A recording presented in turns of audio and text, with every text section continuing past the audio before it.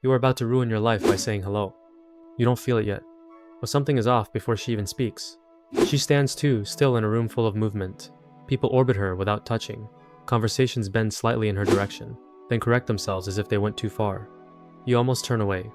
You don't. You are 29 and finally living the life you planned. Clean apartment, predictable mornings, a job that pays well enough to feel safe, but not enough to feel watched. You have built something stable. You have built something quiet. And then you meet her. She does not introduce herself immediately. She lets the silence sit between you, studying you like she already knows the outcome of this conversation. You look like someone who still believes effort controls outcomes, she says. It's not an insult. It's worse. It sounds like experience. You smile, but something in your chest shifts. By the third sentence, you realize she isn't trying to impress you. By the fifth, you realize she doesn't need to. Her last name lands a few seconds later. You've heard it your entire life. Campaign posters, headlines, quiet mentions at dinner tables when adults lower their voices. A political dynasty. Old enough to survive mistakes, powerful enough to outlast them. You should step back. You don't. You talk longer than you planned. She asks questions that feel simple but leave you exposed. Not what you do, not where you live. What do you think people misunderstand about you? You answer too honestly. You always do that when you're uncomfortable. She notices. Honesty is expensive, she says softly. Most people can't afford it. You laugh like it's a joke. It isn't. When she leaves, she doesn't say goodbye. She just looks at you once, like she's making a decision you're not part of, and walks out. You follow her with your eyes. A black SUV is waiting outside. Engine running? You tell yourself it means nothing. It does not mean nothing. 3 days later, your phone rings. Unknown number. You answer. You didn't ask for my number, she says. There's no accusation. Just curiosity. I didn't think you'd give it. A pause. You're learning, she replies. You meet again. Then again. Then you stop counting. Time changes shape around her. Your routines loosen without you noticing. You start leaving work earlier, or later, or not at all. You tell yourself it's temporary. You tell yourself you're in control. You are not. She never texts first. She calls. Always calls. And when she speaks, it feels like she's continuing a conversation you never finished. One Tuesday in October, she takes you somewhere you're not supposed to be. You know that the moment you arrive, there are no signs, no names, just a quiet building and men who don't ask questions because they already have answers.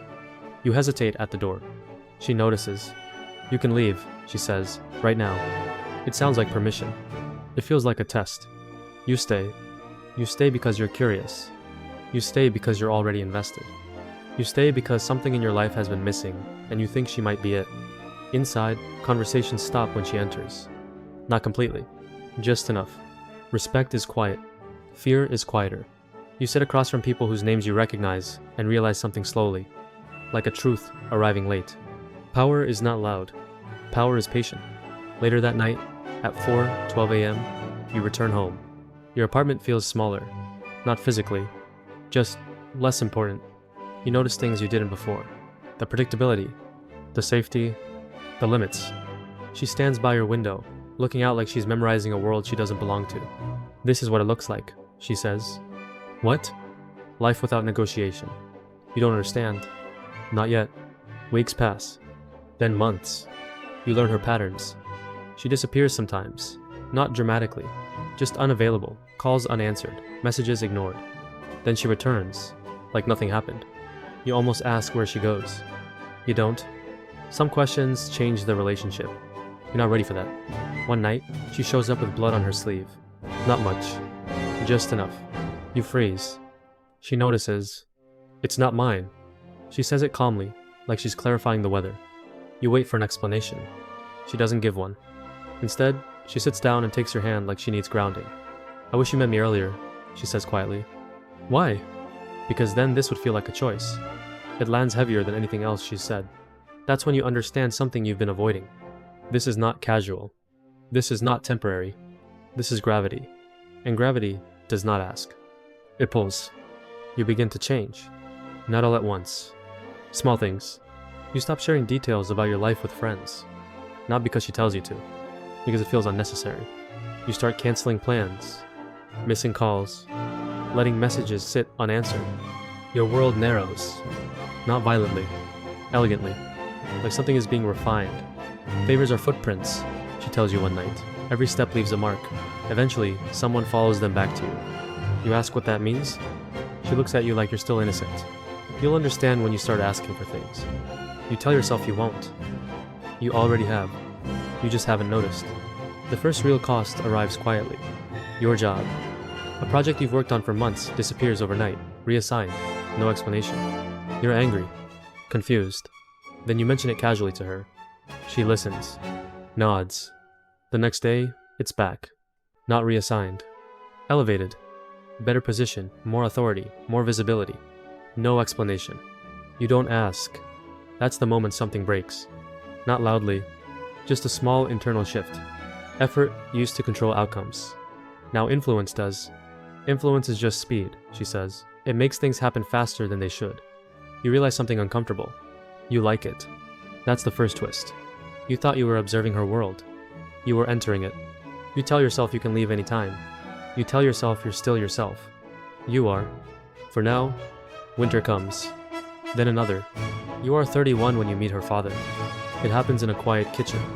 No cameras. No audience. Just you, him, and the sound of something simmering on the stove. He doesn't shake your hand. He studies you. Long enough to make silence feel like pressure. You think you chose her, he says finally. You don't answer. You didn't. He pours tea. Carefully. Controlled. She chooses people who can survive proximity. To what, you ask? He looks at you like the answer is obvious. To consequence. He slides the cup toward you. Some people ruin your life, he says. Others reshape it until you don't recognize the difference. You leave that night with something heavy sitting in your chest. A warning. Or a prediction. You could leave? You think about it. You really do. For a few days, you create distance. You don't answer her calls immediately. You delay responses. You try to remember who you were before her. Then she shows up. No announcement. No anger. Just standing at your door like she belongs there. I won't chase you, she says. There's no threat. Just truth. But if you walk away, you don't come back. That's the moment. The real one. Stay or leave. Simple. Permanent. You hesitate. Not because you're unsure. Because you already know. You stay. You stay because leaving feels smaller than staying. You stay because you are already different. You stay because the life you had no longer fits. That's the second twist. You thought she was the risk. You were. Years pass. You get married quietly. No spectacle. No press. Just signatures, witnesses, and a ring placed in a small wooden box afterward, like it's something too important to display. Your name changes. Not officially. Functionally, people treat you differently. Doors open before you reach them. Conversations shift when you enter. You are no longer invisible. You are no longer free. Freedom can arrive carrying handcuffs. You understand that now. At 34, you stop explaining your life to people who knew you before. It's easier, cleaner, less complicated. At 36, you realize you haven't seen certain friends in years. Not because you lost them, because you outgrew the version of yourself that needed them. Or maybe you erased it. It's hard to tell. She is still the same. Controlled, careful, distant in public, quietly affectionate in private. Sometimes, late at night, she lets the mask slip. Not dramatically. Just enough. I don't know how to be loved without conditions, she admits once. You hold her. You believe you're helping her. That's the third twist. You're not saving her. You're stabilizing her world. You become part of the system you once stood outside of. At 41, you notice something strange. You don't think about leaving anymore. Not because you can't. Because you don't want to. Desire changes. Slowly. Completely. That's the most dangerous part. Not the power. Not the consequences. The adaptation. At 52, you sit alone in a quiet room, holding that same wooden box. The ring inside hasn't changed. You think about your old life sometimes. The simplicity. The predictability. The freedom. You miss it. A little. Then you remember her. The way she looked at you the first night. The way she chose you. The way you stayed. Sometimes love is just a beautiful price. You close the box. You already know the answer. If you could go back, you wouldn't leave. You would walk into that room again. You would say hello. You would stay. And that is the part that should scare you.